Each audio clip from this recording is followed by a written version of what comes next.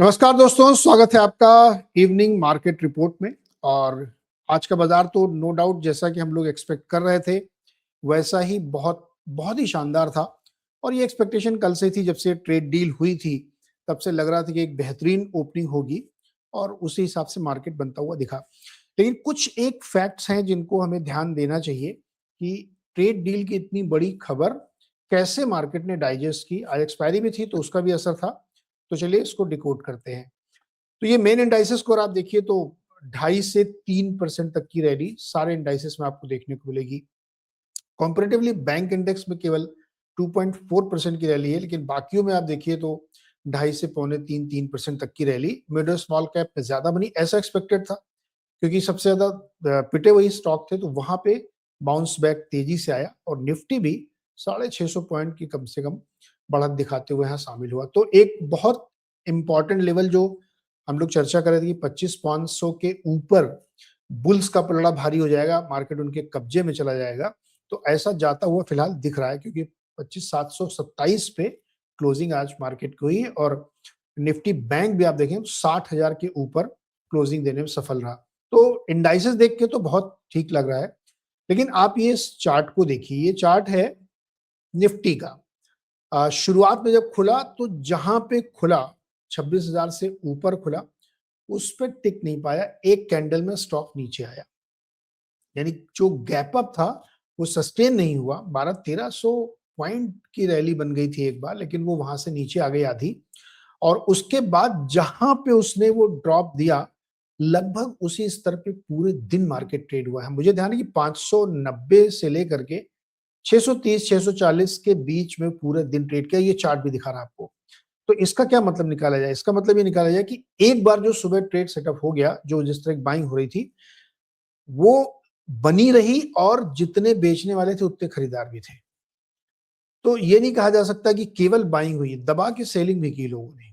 आपको एफआईडीआई के डेटा में शायद उस तरह से न दिखे, लेकिन अगर मार्केट एक रेंज में चल रहा है, टिका हुआ है, इसका मतलब बाइंग और सेलिंग तो हो रही है, वॉल्यूम जनरेट हो रहा है, लेकिन मैच कर रहे हैं दोनों, इसलिए इंडेक्स टिक गया है। तो इसीलिए इसको ये नहीं कहा जा सकता कि लोगों ने एकदम खुले हाथ से खरीदा, वरना अगर खुले हाथ से खरीदते तो मार्केट डेज हाई पे बंद होता है। डेज हाई पे नहीं बंद हुआ है, इनफैक्ट डे लो पे बंद हुआ है मार्केट, क्योंकि डे गैप अप बड़ी क्लोजिंग ओपनिंग हुई, उसके बाद जहां पे उसने लो बनाया लगभग उसी रेंज में, मतलब एकदम सीधी लाइन आपको बनती हुई दिख रही है। लेकिन इतनी डिटेलिंग में शायद ट्रेडर जा रहे होंगे कि किस तरीके से हुआ, लेकिन नेट नेट जो है भैया कि अच्छी एक क्लोजिंग हुई। बैंक निफ्टी का भी पैटर्न देखिए, इसकी लाइन तो और ज्यादा सीधे है, वहां तो फिर भी थोड़ी बहुत टेढ़ी में थी, ये तो एकदम बिल्कुल ऐसा लग रहा है कि पटरी रख के किसी ने लाइन खींच दी, कि उसी रेंज में पूरे दिन मार्केट ट्रेड होता रहा।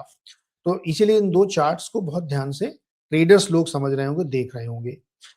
अब देखते हैं कंट्रीब्यूशन की जो प्लेट की, मार्केट को ड्राइव किसने किया, इतनी बड़ी रैली लाया कौन। तो अगेन जो 4-5 दिग्गज है मार्केट के, जिनके दम पे इंडेक्स कहीं भी जा सकता है ऊपर या नीचे, उनमें से रिलायंस, एचडीएफसी बैंक, आईसीआईसीआई और एलएनटी जैसे स्टॉक्स ने इसको तगड़े से खींचा। रिलायंस 75 पॉइंट का कंट्रीब्यूशन, यानी जो चला है उसमें 75, इनका 70, एचडीएफसी बैंक का 55, आईसीआईसीआई बैंक का, बजाज फाइनेंस का। तो यानी आधे से ज्यादा रैली तो ये दिग्गजों ने कर दी।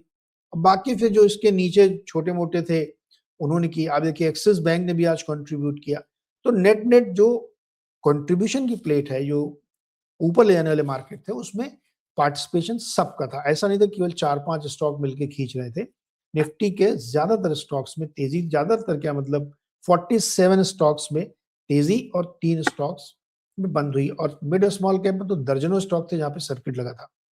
बैंक निफ्टी में 14 आउट ऑफ 14 में तेजी थी। ये भी एक बहुत पॉजिटिव संकेत है कि कोई बैंक इसमें पिछड़ा नहीं। यहाँ पे 500 का आंकड़ा बहुत एनकरेजिंग है। 500 में से 450 स्टॉक तेजी में थे।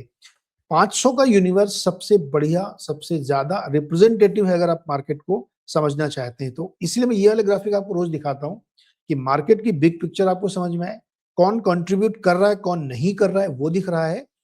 तो जैसे कि जब हमने अब तक देखा था इवनिंग रिपोर्ट में, तो कंट्रीब्यूशन रोज बदलते थे। एक दिन रिलायंस चलता था, दूसरे दिन गिरता था, एक दिन एक्सिस बैंक चलता था, दूसरे दिन गिरता था। लेकिन आज वो ट्रेंड टूटता हुआ दिख रहा है। आज सबने मार्केट पार्टिसिपेशन किया। इसका एक और मतलब होता है कि अगर दिग्गजों में इस तरह की बाइंग हुई, यानी एफआईआईज ने अच्छी खासी खरीदारी की होगी, क्योंकि लार्ज कैप की चलाने की जिम्मेदारी एफआईआई की है, मिड और स्मॉल की चलाने की जिम्मेदारी डीआईआईज की है। तो टोटल नंबर आप देखिए जो ट्रेडेड स्टॉक है बीएससी और एनएससी दोनों एक्सचेंज को मिलाकर के, उसमें 3300 स्टॉक में रैली थी और 985 में कमजोरी थी, यानी रेशियो आपका 1:3 का ठीक ठीक बैठ रहा है, which is a very good advance decline ratio. कुछ टॉप स्टॉक्स थे तो जो ट्रेड डील से सबसे ज्यादा फायदा उठाने वाले थे वो टेक्सटाइल थे, Welspun Living, KPR Mills, Vardhman Textile, बढ़िया रैली इसमें बनी। फिर rice exporting company LT Foods हो गया, अपार इंडस्ट्रीज, थोड़ा तो ये तो वायर और डीजल इंजन वाली है, उसमें अच्छी तेजी बनी। और पीसीबीएल भी आज टॉप गेनर में शामिल था, 12% की तेजी बनी। लेकिन textile sector as a whole जबरदस्त तेजी थी, सारे सेक्टर्स में तेजी थी लेकिन टेक्सटाइल में कुछ खास।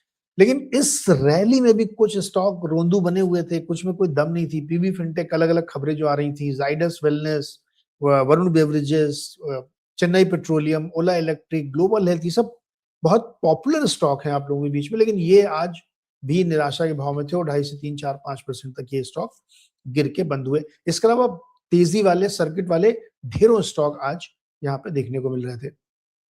सेक्टर कौन से चल रहे थे? वेरी इंटरेस्टिंग कि कैपिटल मार्केट ने आज भी 5.5% की रैली दिखाई, कल भी चला था। परसों यानी बजट के दिन जितना बुरी तरीके से वो टूटा था, बजट के अगले दिन और आज फिर उतनी उससे ज्यादा रिकवरी उसने कर ली, बावजूद इसके कि एसटीटी बढ़ा दिया गया। तो एसटीटी कहानी तो भूल गए, अब वो इतिहास हो गया, उसकी कोई बात भी नहीं करना चाहता। रियल एस्टेट जो पिछले 1.5-2 महीने से 3 महीने से बुरी तरीके से पिट रहा है और 2025 का पूरा साल पिटा है, उसमें आज एक बाउंस बैक आता हुआ दिखा, 4-5% की तेजी थी। खासतौर पे लोढ़ा जैसे स्टॉक्स में अच्छा मोमेंटम दिख रहा था। केमिकल सेक्टर एक बहुत दिन बाद रडार पे आया है, क्योंकि केमिकल में आज सेक्टोरली 4% तेजी थी, क्योंकि केमिकल की भी डिपेंडेंस यूएस पे है, तो ट्रेड डील का फायदा उसको भी हुआ। उसके बाद financial services x bank, bank को इसमें से हटा दीजिए, तो जो फाइनेंशियल सर्विसेज का इंडेक्स है जिसमें खासतौर पे एनबीएस फिगर आते हैं, उसमें भी एक अच्छी रैली यहाँ पे बनी। तो लार्ज कैप वाले भी हो सकते हैं, मिड कैप भी हो सकते हैं, उसमें वो एक तेजी बनी।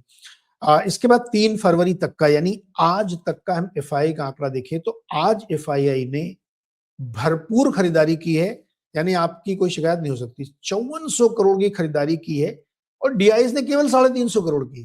तो याद करिए कल सुनील जी क्या बोल रहे थे कि आज जो डीआईआईज है ना, जब एफआई खरीदने आएगा तो उसको दे देंगे माल। तो लार्ज कैप में जो मैंने कहा था कि लार्ज कैप की बाइंग ज्यादातर एफआईआईज के जिम्मे होती है, क्योंकि बड़े टिकट साइज के हैं, बड़ा पैसा लगता है। तो एफआईआईज ने अगर आज खरीदा है तो आप पूरे निफ्टी के 47 शेयरों में देखिए जिस तरह की तेजी बनी है, तो ये एज्यूम करके हम चलते हैं कि एफआईआईज ने वहां पे बाइंग की होगी। और मिड और स्मॉल कैप में डीआईआईज ने थोड़ी बहुत खरीदारी की, ज्यादातर उन्होंने चर्निंग की, इसलिए उनका नेट फिगर 345 करोड़ का बाइंग कर रहा है।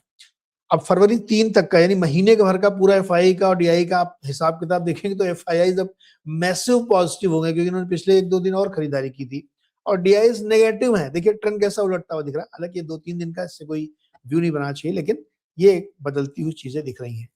दूसरा एक बड़ा बदलाव यहाँ पे आ रहा है गोल्ड और सिल्वर में।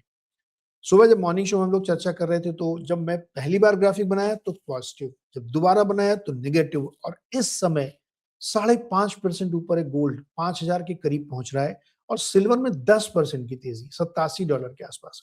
पॉइंट इसका क्या है? एमसीएक्स में भी देखिए 1.5 लाख सोना और 2,64,000 चांदी। कहने का मतलब ये है कि ये लोग अपना एक बेस बनाने की कोशिश कर रहे हैं इस लेवल के आसपास। तो 80 से 90 के बीच में मान लीजिए, उधर 4500 से 5000 के बीच मान लीजिए। ये कंसोलिडेशन का दौर है, अगर ये लंबा चल जाता है, मतलब 10-5 दिन यहाँ पे कंसोलिडेट हो जाता है, तो फिर एक बहुत मजबूत बेस ये बना लेंगे, जो दिवाली के आसपास इन्होंने किया था, फिर नई रैली के लिए तैयार होंगे। तो मॉर्गन स्टैनली भी 6250 के टारगेट 2026 के लिए दे रहे हैं। लेकिन चिंताजनक है 10 साल की बॉन्ड यील्ड 6.73, बजट के बाद से जो शार्प जंप आया है वो नीचे नहीं आ रहा है। तो करेंसी बावजूद इसके की थोड़ी स्ट्रांग हुई, 90.06 पे है, जबकि इससे पहले वो 92 तक टच कर चुकी थी। तो रुपया मजबूत हुआ है, लेकिन बॉन्ड यील्ड अभी भी हमारी वो बनी हुई है, क्योंकि वो गवर्नमेंट बोरोइंग का जो कंसर्न एक यहाँ पे लगातार बना हुआ है।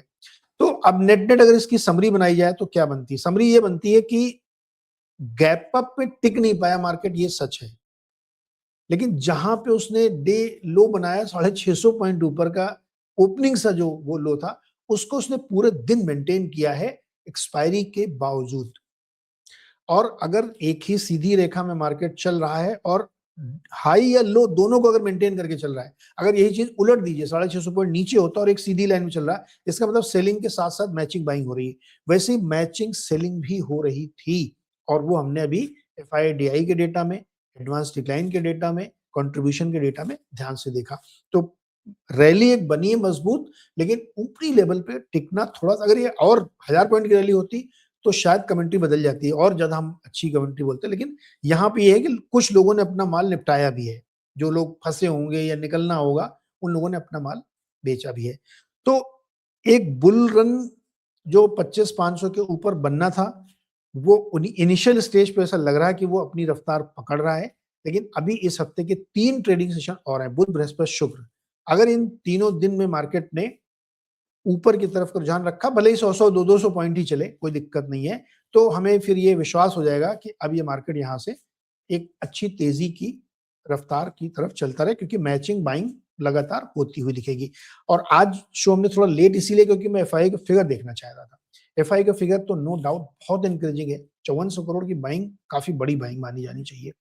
तो नेट नेट इसका लबोलवाब ये है कि मार्केट एक इंटरेस्टिंग जंक्चर पे है, तेजी के मूड में, माहौल में है, डील बहुत पॉजिटिव उसको लगी है। लेकिन रडार पे डील के जो डिटेल्स आएंगे, अभी वो छन छन के डिटेल्स आ रहे हैं, कोई कॉमर्स सेक्रेटरी कुछ बोलेंगे या पीयूष गोयल कुछ बोलेंगे। एक ऑफिशियली जब प्रेस रिलीज आपके सामने, हमारे सामने होगी कि डील किस प्रकार से हुई है और कब तक उस पर साइन होंगे, तो ज्यादा क्लैरिटी होगी। लेकिन आज के लिए कह सकते हैं कि मार्केट एक पॉजिटिव जोन में था, स्ट्रॉन्ग जोन में था, और अक्रॉस द बोर्ड बाइंग हमने छोटे मझोले बड़े सब शेयरों में देखी। तो उम्मीद करनी चाहिए कि अगले 3 दिन मार्केट और बेहतर प्रदर्शन करने में सफल होगा।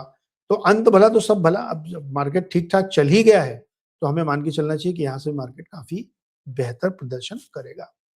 तो इवनिंग रिपोर्ट में फिलहाल इतना ही। एक जाते जाते आपको बता दूं कि बजाज फाइनेंस के रिजल्ट आए हैं, बहुत डिटेल में एनालाइज नहीं किया है, लेकिन प्रॉफिट गिरा है उनका, मार्केट एक्सपेक्टेशन से भी गिरा है, क्वार्टरली भी गिरा है, एनुअली भी गिरा है। तो प्रॉफिट गिरा है, जबकि एनआईए में 20-21% की ग्रोथ है। मेनली शायद 2 वन ऑफ की वजह से, एक तो जो नए लेबर कोड आए तो उसमें तो ग्रेचुटी के पैसा अलॉट किया, तो उसकी वजह से 250-300 करोड़ का इम्पैक्ट पड़ा है। और कुछ उन्होंने जो खराब हो सकते हैं एसेट, उसके लिए कुछ रिस्ट्रक्चरिंग की, तो वहां पे हो सकता है। तो वन ऑफ, अगर प्रॉफिट को आप हटा दें, क्योंकि प्रॉफिट से ज्यादा इंपॉर्टेंट है कि एनआईए कितना, 21% की ग्रोथ है एनआईए में, तो वो मुझे अच्छा लग रहा है। तो नंबर्स आर ओके, बुरे नहीं कह सकता मैं नंबर।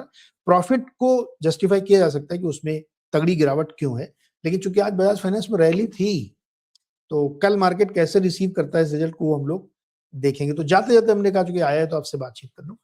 तो कल सुबह फिर मिलते हैं 6:55 पे, मॉर्निंग रिपोर्ट करेंगे। और कल एक बहुत ही स्पेशल शो रिकॉर्ड कर रहा हूं मैं, जो मैं कोशिश करूंगा कल शाम को पब्लिश करने के लिए। तो अभी राज नहीं खोलूंगा कि वो किस बारे में, और नो डाउट मार्केट हमारे और ई कमोडिटी इन्हीं के बारे में होगा, तो उसको भी जरूर देखिएगा। थैंक यू सो मच आज के लिए। कल सुबह फिर मिलते हैं 6:55 पर।